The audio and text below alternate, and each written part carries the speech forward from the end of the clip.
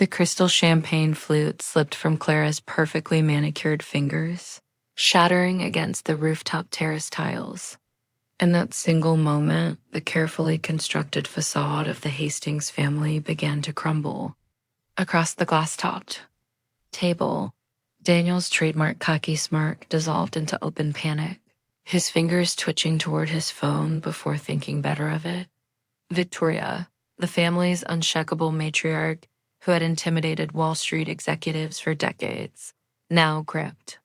Her triple-strand pearl necklace like a drowning woman clutching a lifeline. And Richard, the so-called business genius whose face graced Forbes magazine covers, had sweat glistening on his temple despite the cool autumn breeze sweeping across the Manhattan skyline. My wife, Elena, sat motionless at the center of this unraveling scene, the diamond wedding band I'd given her, catching the flickering light from the fire pit.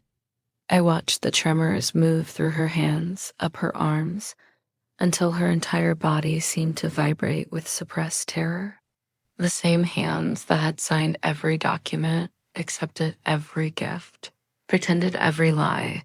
I raised my bourbon glass slowly, deliberately, watching the amber liquid swirl. The ice cubes clinked like a countdown. "Richard," I said, keeping my voice conversational even as my pulse hammered. "Funny how your self-made empire always seemed to need my money." The silence that followed was so absolute we could hear. The distant wail of sirens 30 stories below, the hum of the city that never slept holding its breath. From inside my tailored jacket, I produced the slim leather folder I'd spent years preparing. The buttery soft calfskin belied the devastation within, page after page of bank transfers, signed contracts, notarized agreements. Each document meticulously organized to trace the invisible lifeline I'd provided to every Hastings family legacy project. The Soho development, the Hamptons clubhouse, Elena's boutique design firm, all funded by me, credited to them. Elena's voice cracked through the heavy silence. Jonathan ... Her manicured nails scraped against the tabletop as she reached for a page, then recoiled as if burned. "What is this?" I turned my gaze from Richard's ashen face to meet my wife's widening eyes. For the first time that evening, I allowed myself to feel the full weight of every slight, every condescending remark, every holiday where I'd been treated as the hired help rather than family. The memories fueled my calm as I answered. "This is the truth you never wanted to see. The foundation beneath your family's carefully constructed illusion." I tapped a particular page, the loan agreement for their flagship property, signed the week before our wedding. "This is why I'm walking away from all of you tonight." Around us, the rooftops' ambient lighting seemed to dim, as if the city itself was bearing witness to this reckoning. The staff had discreetly vanished. Even the ever-present hum of the fake system had gone silent.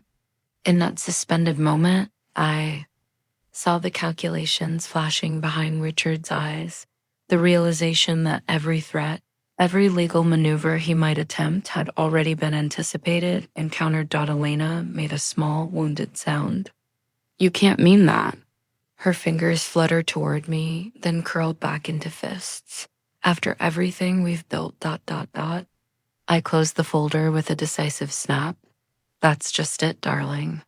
You built nothing, I did. And starting tonight, I'm taking it all back." The finality in my voice extinguished the last flicker of hope in her eyes as I turned and walked toward the elevator. Leaving the ruins of their deception behind me, the country club fundraiser should have been my moment. 3 weeks earlier, my software company's IPO had made headlines, turning my name into a whisper among Wall Street elites.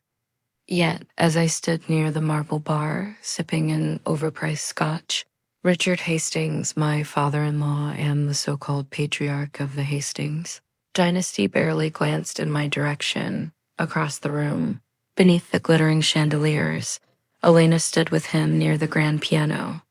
Her laughter was too bright, her hand resting on his arm in a way that felt rehearsed. Then I saw the flicker of their eyes darting toward me before Richard leaned in, whispering something that made Elena's smile tighten. That was the first crack. The red flags Elena had always been social, but the sudden girls' trips to Vegas were new. At first, I didn't question it. She deserved time away, she said, needed to unwind. But Vegas was where Richard kept his private condo of fact. I only remembered when I found the hotel keycard tucked in the pocket of her designer jacket. Then came the phone calls. Every evening, like clockwork, she would slip into the garden, her voice hushed, her back turned to the house. I never asked who she was talking to. Not until the night I accidentally knocked over her gym bag and a second phone tumbled out a sleek, untraceable burner. The screen lit up with a single notification, meeting confirmed. Same place, bring the files. No name, no signature. Just a time and an address I didn't recognize. The discovery, I hired a private investigator the next morning. Follow her, I told him. But don't interfere. I need proof. 3 days later, the photos arrived, grainy but unmistakable. Elena stepping into a downtown high-rise Richards private office building, not for a family meeting, not for business. The security logs, obtained through a discreet bribe, showed 6-hour visits, always on days when Victoria, Richard's wife, was at their Hamptons estate. Always with the same pattern, Elena arriving at noon, Richard's personal elevator key granting her access, the two of them leaving separately. Hours later, I sat in my study, staring at the evidence spread across my desk.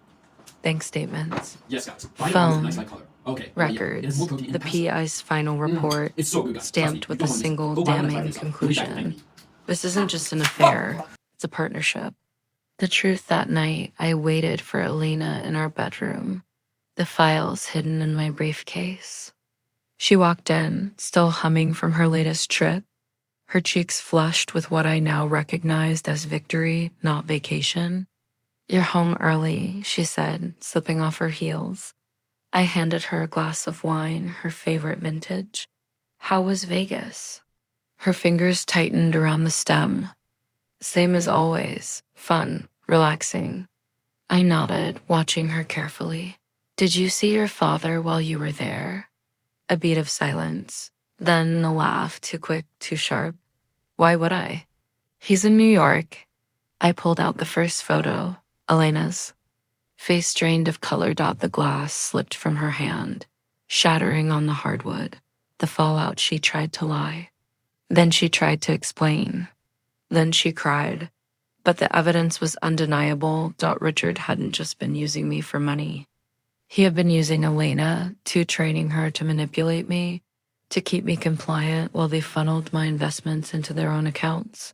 The prenup I'd signed, the loans I'd consigned, the gifts I'd given, all part of their long game. I should have been furious. Instead, I felt something colder. Clarity. The decision I had packed a bag that night, not for a trip. For war. Elena watched from the doorway, her voice trembling. Jonathan, please, we can fix this. I zipped the suitcase shut. No, I said quietly, but I can. And with that, I walked out straight into the beginning of the end for the Hastings Empire. The whiskey in my glass had long stopped burning my throat. Now just a dull ache like the truth I couldn't swallow. That damn prenup lay open before me, its crisp legal language screaming my naivety. I traced my finger along the clause that would leave me penniless.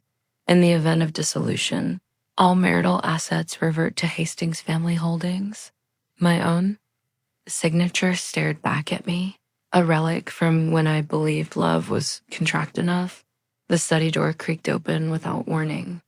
Rebecca Shaw didn't believe in knocking. Her stiletto heels clicked across the hardwood like a countdown, her tailored black suit swallowing what little light remained in the room. She dropped a thick dossier on my desk with a thud that made my empty glass tremble. You're thinking too. Small, she said, perching on the edge of my desk. Her perfume, something expensive and citrus sharp, cut through the whiskey fumes. They want to play financial warfare. Let's show them what real destruction looks like. For 3 hours, we mapped out the battlefield.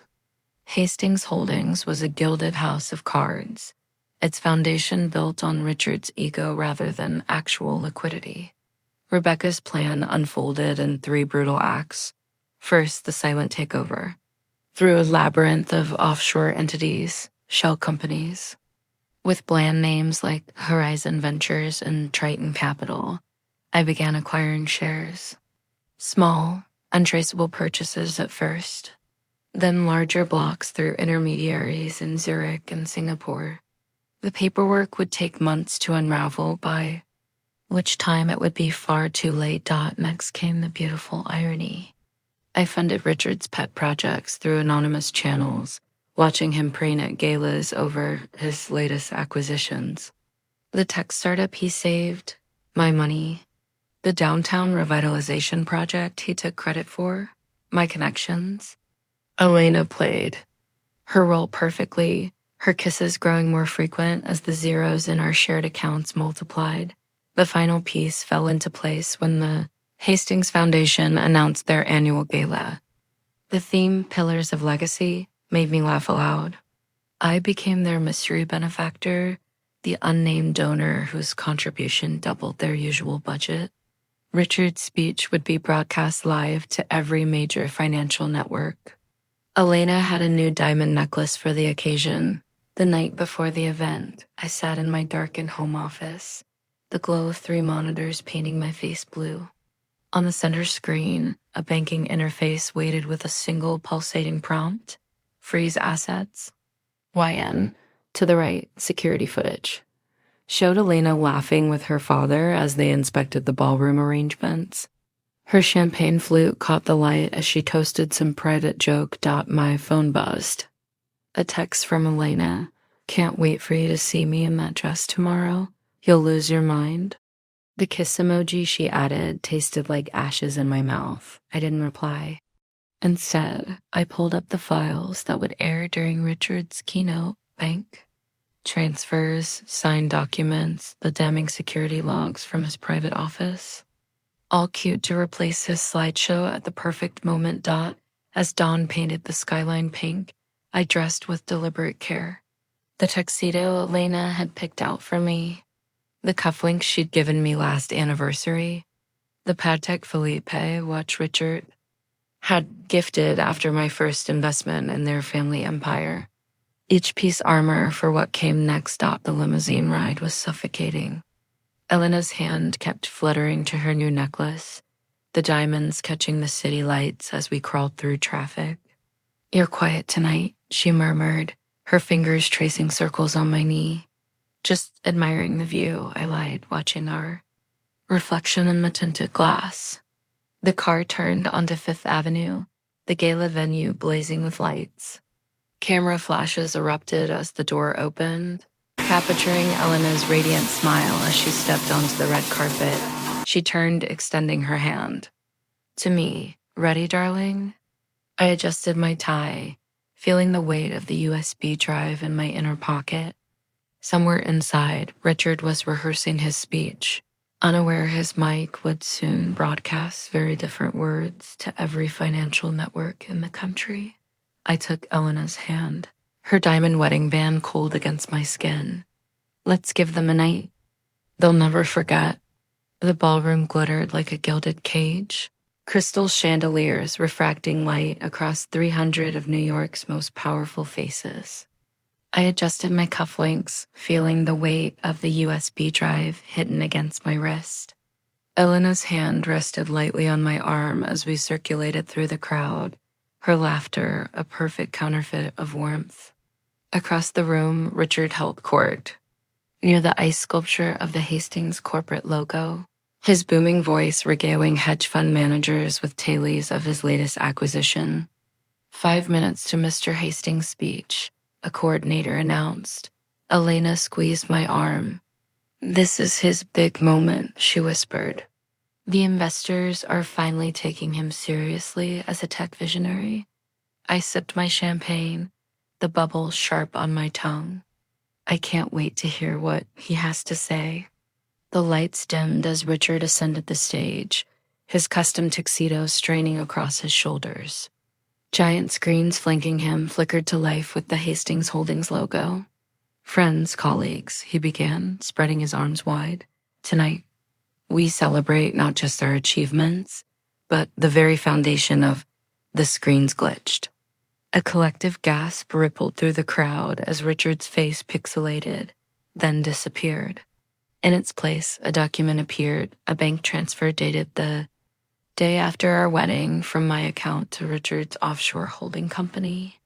The amount, $15 million. Richard's smile froze. What is this? Some technical. Another document replaced it, then another. Loan agreements, SEC filings, each one revealing how every Hastings triumph had been built with my money, my connections, my silence. The room's murmurs grew to a roar. I stepped forward, pulling the microphone from its stand. Allow me to explain what you're seeing. My voice echoed through the suddenly silent ballroom. For 12 years, Richard Hastings has been selling you a lie, and my wife helped him do it. Elena's champagne flute shattered on the marble floor. Jonathan, stop this. Her whisper was a blade between my ribs. On screen, a video began to play. Security footage from Richard's private office. Elena's voice, clear as the crystal surrounding us. Daddy promised you'd never find out about the money. Just keep signing those investment papers, and we'll be set for life. Victoria Hastings' scream cut through the ballroom like shattered glass. She lunged at her husband, her manicured hands clawing at his face. You told me those were her inheritance funds. But the real masterpiece was yet to come. The screen split on one side, the documents. On the other, a live bank transfer. Notification. $2 million, moving from Elena's Swiss account to a woman in Monaco. The timestamp, yesterday. The account name, Isabel Renault. Richard's face turned the color of spoiled meat. The crowd's murmurs became a tidal wave as recognition dawned. Isabel Renault, the French interior designer who'd consulted on Richard's last 3 properties. The woman half his age seen leaving his Paris apartment at dawn 6 months ago. Elena swayed on her feet. That's not... I didn't... Her eyes met mine, and for the first time, I saw genuine fear in them. How did you access your accounts? I finished for her. You shouldn't have used our anniversary as your password. Chaos erupted. Reporters surged forward, cameras flashing. Investors shouted over each other, demanding answers. Richard bellowed for security as Victoria rained blows on his chest.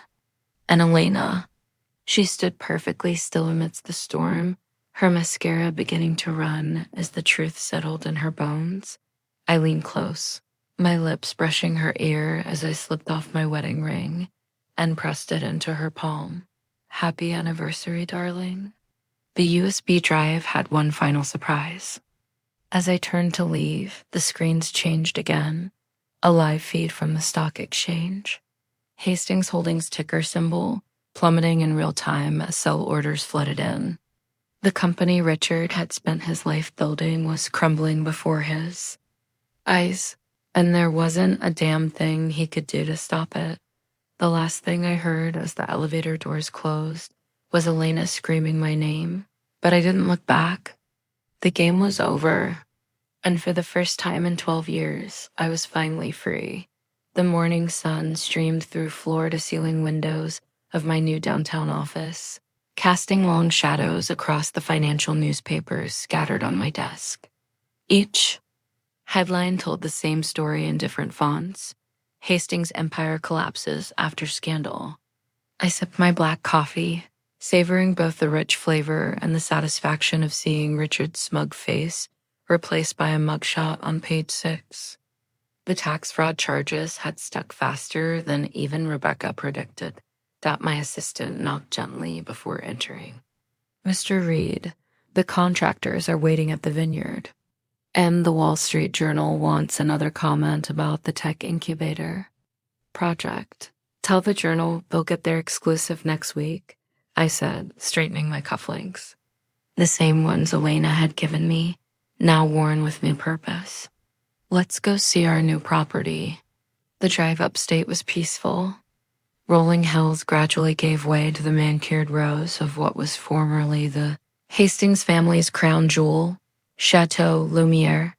The iron gates still bore their pretentious crest, but workers were already dismantling it. As we pulled up the gravel drive, the foreman greeted me with a firm handshake. We've started converting the east wing into office spaces, just as you requested. The wine cellars will make perfect server rooms. I walked through the grand tasting room, now stripped of its pretentious oil portraits of Richard. Sunlight streamed through windows that would soon house Silicon Valley's brightest minds instead of snobbish enophiles. My phone buzzed with a notification. Another major tech CEO had just signed on to our incubator program. Rebecca was waiting by the renovated stables when I completed my tour. Her sharp bob swung as she handed me a thick envelope. Final divorce. Papers, she said. Elena signed them this morning. I flipped through the documents. Not a single demand for alimony. She didn't fight it. Rebecca's smile was all teeth. Not after seeing the evidence we had prepared about her role in the tax fraud. She took the deal. No claims, no appeals, no contact. She handed me a smaller envelope. This came with the papers.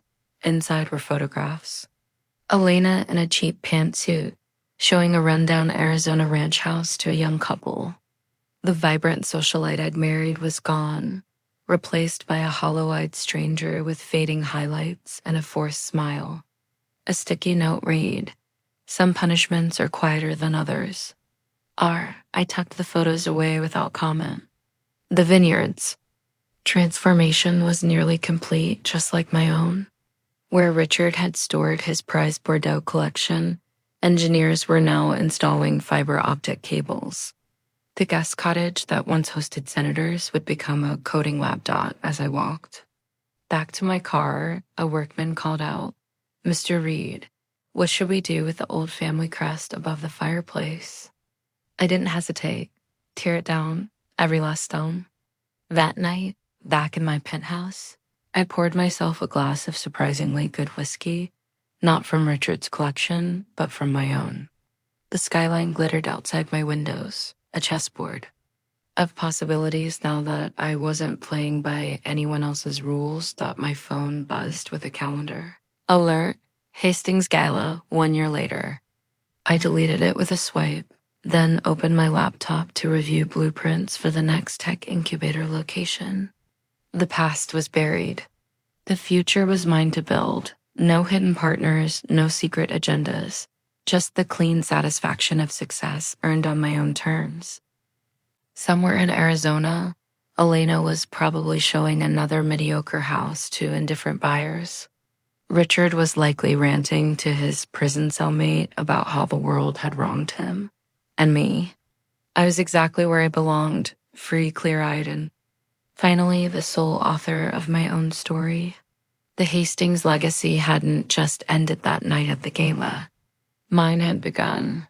The last of my whiskey swirled in the glass as I stared at the city lights, remembering that moment when the screens at the gala flickered to life with Richard's secrets. Some might say what I did was cruel, exposing them in front of New York's elite, ensuring their humiliation would be as public as their pretenses. Others might argue I should have simply taken my money and vanished, leaving them to their gilded cage of lies. But revenge, I've learned, isn't about what's fair. It's about what cuts deepest. Now I want to hear from you. What would you have done in my place? Would you have walked away quietly? Or would you have made sure the world saw them for what they really were? Maybe you'd have taken a different approach. Entirely, something more subtle, more calculated. Share your thoughts in the comments below. Tell me how you would have settled the score with people who betrayed your trust and thought they'd get away with it. And for those who want to know what happened next, the full story doesn't end here. Richard's offshore accounts didn't just vanish. Elena didn't simply fade into the background. There are still pieces moving on the board, and the game isn't quite over yet. Subscribe if you want part 2, where I reveal what really happened to the millions Richard thought he had hidden, the final twist with Elena, and the one mistake I almost made that could have undone everything. This isn't just a story about revenge. It's about making sure the right people pay for what they've done. So tell me, how far would you go to make that happen? Comment below and don't forget to subscribe. The next chapter is even better.